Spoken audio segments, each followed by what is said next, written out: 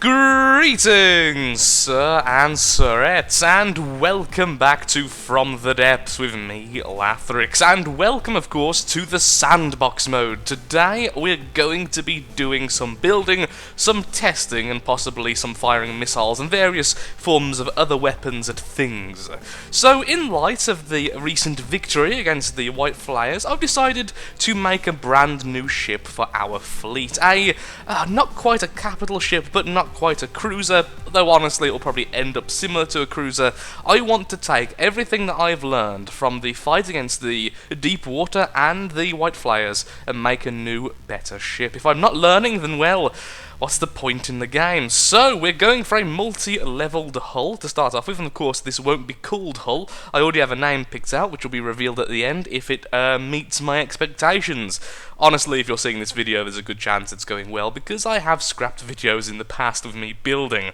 So, it's going to be quite large, and it's going to be using hydrofoils to keep, hydrophiles, where are you, my beautiful little buggers? There we are, my hydrofoils, to try to keep it afloat when it's damaged, because this is a very simple way to assure that a sinking ship doesn't actually sink to the level you'd expect, being able to force it upwards. It's how some of the deep water guard ships actually float essentially above the water, or just sitting in the water. Using these inside of the hull will actually work as long as that area isn't being used with an air pump. In fact, I think it might even work with the air pump. It definitely works without it because it counts as an area with water in it. I'm not quite sure what kind of weaponry this is going to have just yet. I know that I want to keep it around about the same cost as the hull, which is just under 1 million metal. Metal being, of course, the main resource I tend to try and save up. So, looking at 800,000, 900,000 as a goal.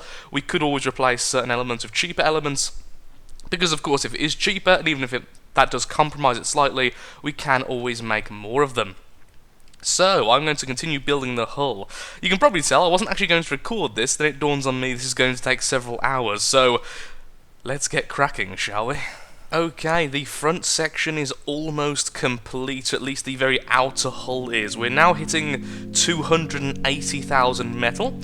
We have this weird underside here. I don't know really why I put this here, but I feel that it can either hold a keel, or we could possibly use it for a hidden torpedo system to target submarines at a later stage. Possibly even an anti-missile system hidden underneath there.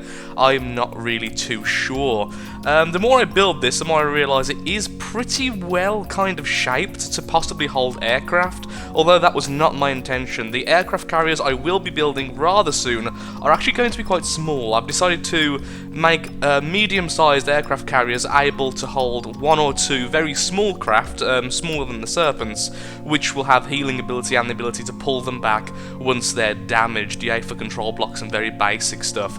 Of course I could use a lot more coding in this game, but I've decided not to because the game is already too complex to me. Using lots of the coding systems would make my head explode.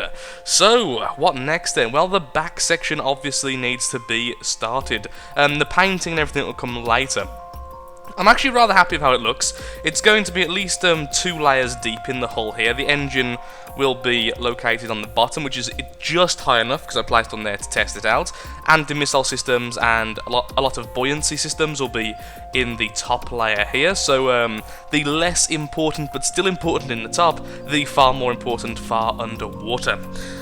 Now the back, I have no idea how I'm going to do this. It's going to be simple trial and error. I don't want to simply copy and paste the front onto the back, because of course the front section is really high. The reason I did it like that is purely to give the ship extra length, extra size, without making it cost a lot, so it's not this deep the entire way, although that would kind of be cool. Time to work more. Well, after a good 10 minutes of trying to shape it, this is the first kind of hull I've came to. I'm not 100% sure if I'm going to be keeping it because, well, I'm not sure actually, I do like it, I definitely do like it, but it wasn't what I had in mind when I started making the thing. It is, however, quite cheap for its size. It still only costs around about 400,000 metal, meaning that my limit of 1 million, we've got a lot of leeway for the inner workings and for the weaponry, or perhaps even strip for flyers. I mean, we could perhaps even partition this into 2 strips for very small flyers and have 4 of them relaxing out on the deck. I mean, that is a very good possibility. So, yep, the inner workings are very spacious, as you can see. So what we're going to do now, though, is one big test. Let's just see if this thing actually floats. It really should do, but I've had a few instances in the past where I've built something and then realised that the inner space simply wasn't enough for the outer weight. And it should lean forward, I would imagine, when it first... Nope, that's... Okay, yep, that's more than buoyant enough. In fact, it's too buoyant, so as we add compartments and stuff, that of course will go down, and it will sit deeper in the water. Definitely looks better when half of it's under the water, and having it so flat like that, you see, is for systems which can stick out, like weaponry and other such defences. It's always nice having a nice flat surface to work with. Okay, yeah, I think I will be keeping it then, just because seeing how it goes in the water.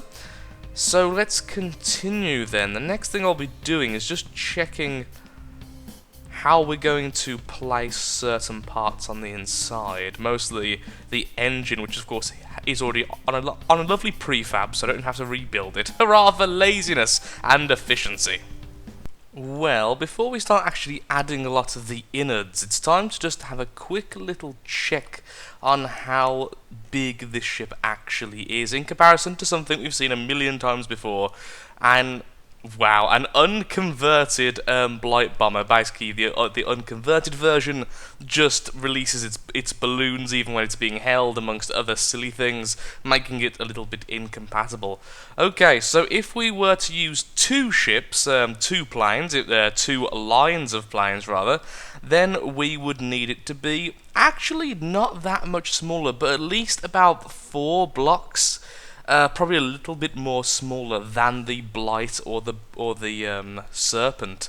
So that's not actually too small. I was thinking perhaps we needed it to be a little bit smaller, but of course this ship is rather large. So, oh, it is very tempting. Of course, I've just laid out a little runway here. It is very tempting to just say, okay, let's make this our aircraft carrier.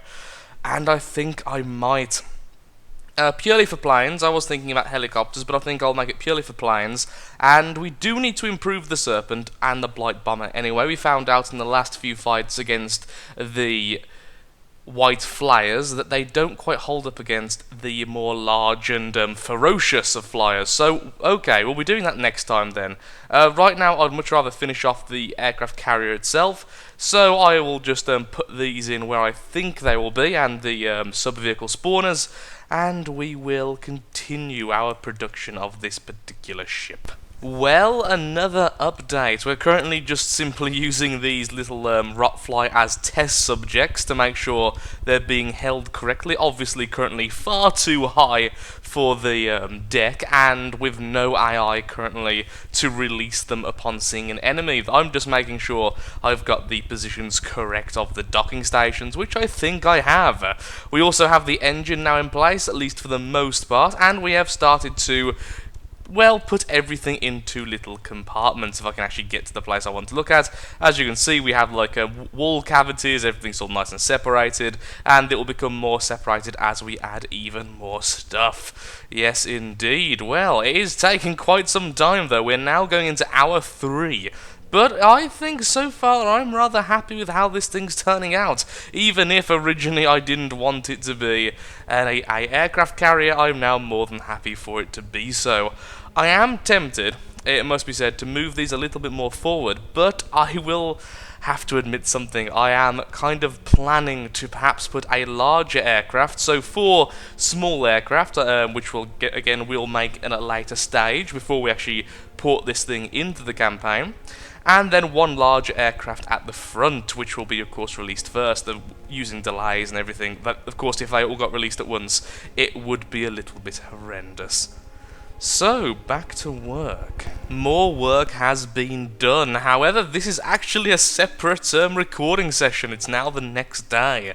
It was taking so long I actually had to finish the recording and start again in the future. So, what we've done after kind of acclimatizing and being back is we've started work on the main kind of structure at the back. Now, I will be taking the suggestion of multiple commenters that I should perhaps go with more lesser weapon systems than a single or a few very powerful weapon systems. And the reason why I'm completely accepting this idea now is after using our missile cruiser, the missile hull, I did notice several times the turret or the back missile system being damaged to such a level it stops working. Now, that's not exactly difficult to do. A few very well placed missiles or even just cannon shots can do that, but of course then the big issue is that takes off a massive percentage of that, of the ship's ability to fight back. So what we're going to have here and here, somewhere in this kind of little miniature region here, we're going to have two very small missile systems. Now these will be on turrets. These will be extremely small, probably 3 or 4 actual missiles in size. Let's just go with 2 axis, only 1 to 1 turn, as we don't really want it to try and face up and break the ship now, do we? Let's face it outwards. Okay, so this will be quite simple. It's going to be a missile controller. Let's change the colours to neutral for a second, and then we need the 6-way connectors.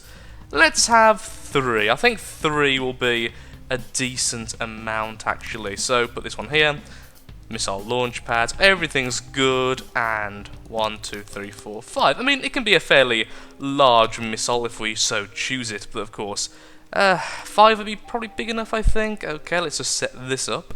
It's slowly coming together. We now have a more curved shape for the very front of the main building on top, the main command center, I suppose, and of course weapon center. Because we are limiting the amount of space we have for weapons, of course, we need to be a little bit more compact. Now, I did finish the turret I was just building before I ended up going and, well, redesigning the entire front section there, and I'm reasonably happy with it. It's small-ish, it has 3 rather nasty turrets, and it's all set up to only fire in its front arc, meaning it could be very easily attached to a broadside. Where the hell did that turret just go?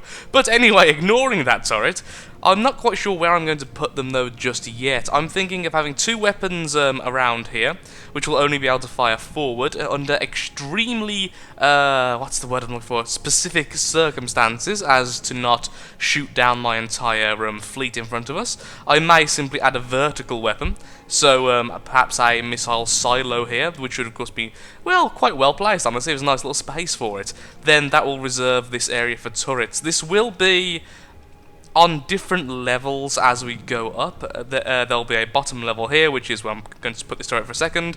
Then there'll be a higher level and probably a 3rd level as well. That way we can have staggered turrets all firing over each other, meaning that we could very easily have regular cannons. Very small turrets which go, of course, into the hull. And that's probably what I'll be doing, having 3 sets of small cannon turrets on each side, then placing these missile turrets wherever I get space, or possibly an even smaller variant. It kind of looks like a duckbill, so I may refer to it as a duck turret from now on. Well, like always, I've decided to change my mind halfway through building something. So, instead of those missile turrets, we're going to be using the 2 large turrets from the regular hull, and we're going to be using vertical missile systems along the side here, probably 3 of them. We are still going to be using the missile turrets, however, somewhere else in some other fashion, not in the main section here. Of course, all this will be eventually smoothed off at the back and shielded, but these will be the main weapon of the aircraft carrier. Once again, I am trying to keep it under about 800,000 metal, amongst other things, so we can't really have too many expensive weapon systems, and honestly speaking, I don't really want it to be all that powerful on its own. The whole point is having this huge area in the front here for multiple aircraft, and this being just a support vessel for that. So of course we're going to be working on healing capabilities extremely soon. A lot of them will simply be invisible, basically underneath the what's it called here? The deck here. And then we're going to be adding the anti-laser systems and anti-missile systems accordingly.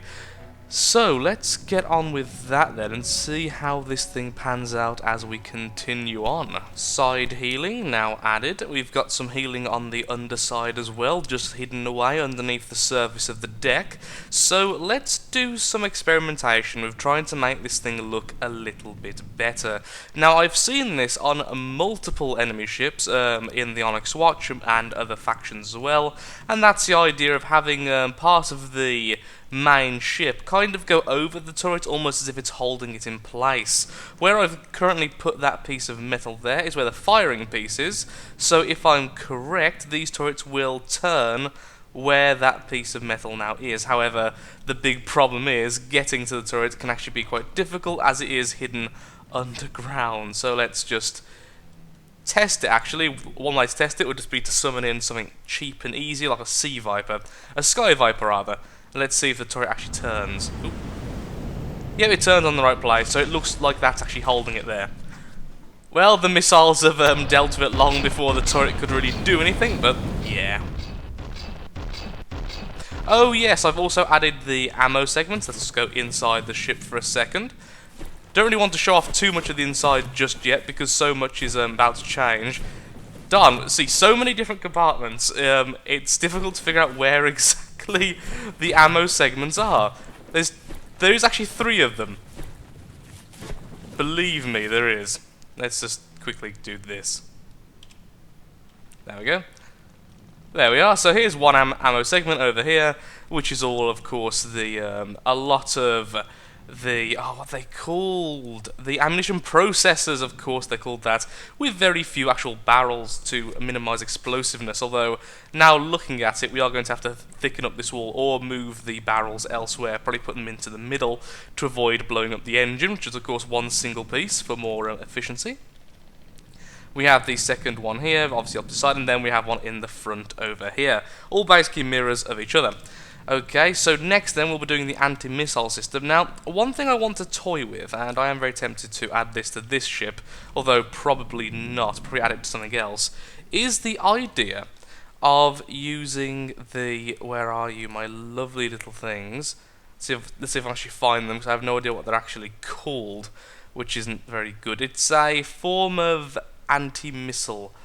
The heat decoy, finally found it in the air segment. So the concept for these is rather simple. Provide a much hotter spot than your engine so that IR missiles get very distracted and hit those instead. Nice and simple, easy to use, and yet something I've never actually used before myself. So how could I use this on this ship? I do want to try and play around with these. I will be adding these quite soon to the upgraded flyers, which of course we will be building next time for this lovely ship, but I would perhaps like to use them on this ship as well. So one way we could use them is simply to put a long stick of metal out there and put this on the end and hope for the best. However, I thought of something perhaps a little bit more fun. What about adding them onto the end of spin blocks? Now, that's not exactly a novel concept. I have seen this used before in the, I think it's Angry Chicken, one of the Deepwater Guard's larger flyers. But I'm not sure how effective that would be, but I am tempted to do just that regardless. I'll probably add it somewhere near the back, and if it's on a spin block it would probably be vertical to try to ensure that the missiles go over there rather than trying to go for the centre of mass. That's at least one concept. Another concept is using the flares once again, similar to the Plunderer. Once again, a Deepwater Guard ship. What I would probably do is add them around here, shooting backwards and upwards, 2 systems on each side, so 4 systems in total, to fire the flares behind the ship, hoping to cause the enemy missiles to go a little bit, well, not where they're aiming for. Actually, that's probably what I will do, have the flare systems and have them elsewhere as well. Of course, we will be adding the laser systems as well as that. I do still want to use our new turrets, however, our missile turrets. I just can't quite figure out right now where they should go. Perhaps it's just fatigue of trying to build for too long. It's been far too long. In fact, this build has probably took me longer than any of the others combined, probably 2 or 3 of them combined, just because I'm trying to make everything look decent. We could have them on the back, because of course they are quite easy to place, and just with a little bit of destruction of the metal, we could add them somewhere near the back, we could add them near the front, which is very possible, or we could have them on little stands and have them on the sides like this, and that actually looks quite good. Yeah, I mean, it goes well, it adds a lot more green to the ship, so if we perhaps add a platform on both sides here and here, then we could use the missile systems like that, and then that way we have sideways missile systems, hurrah! 2 main turrets and then a small set of missile systems. Again, I'm going to add a couple more here and here. Well, that does sound like a plan to me. So let's give that a go then. Let's give a quick go of building that and see how it looks in the end.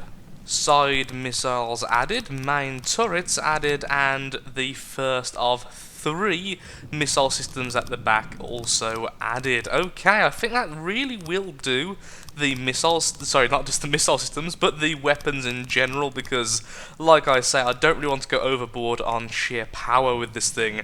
This will be, for the most part, an assistance vessel, a support vessel. Although it will be able to fight by itself, it really should be accompanied by quite a few other ships. That's why I'm also trying to keep the block count down. The block count is currently at 9,200. If you compare that with the missile hull, which is at, I think it's 20,000, yeah, it's actually surprisingly cheap and light in comparison. It's just big. Mostly because it does have the illusion of size because of this front section here, which of course only goes down 1 level rather than 3 levels like the rest of the ship.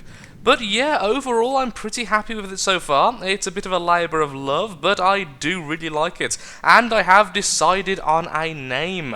This thing will be known as the Lathrixian Pride, or Pride for short, because everyone always has something like the Spirit of England, or the something Pride, or the Pride of, I don't know, Newport. I don't know, random place came to my head. Something like that, and I wanted one with Lathrixian in it, because I keep saying Lathrixian Legion and Lathrixian Navy. So, yeah, overall, I'm quite happy with it. There's a lot of work still to do. The general shape's there, and I really hope you've enjoyed this video. I'm sorry it's been quite a while since the last video. It's just because of how long it's been taking and multiple takes been needed. I've probably got like 20 minutes of video out of it all. But I really do hope you've enjoyed. We'll be doing one more building episode next episode, in which we'll be building the flyers and finishing off the design. And then we'll be getting back into the campaign and straight away start a bit of warfare with 1 or 2 enemies. I'm so tempted by many choices there. So far, the main idea I'm thinking of, this is no means concrete, is to fight the Onyx Watch first and destroy them, and because that also gives me a lot more space to maneuver, and then fight the Grey Talons and Steel Striders together, or the Twin Guard and Steel Striders. Really not sure, but I really want to fight the Steel Striders because they're one of the factions I've never seen anything from before. All the others I've kind of got a little insight as time's gone on. So again, thank you so much for watching. If you have enjoyed the video, then of course, likes, favourite, shares, comments, all that good stuff helps out me, helps out the channel, and most importantly, shows that From the Depths is a series you wish to see continued in the future. Thank you, and goodbye.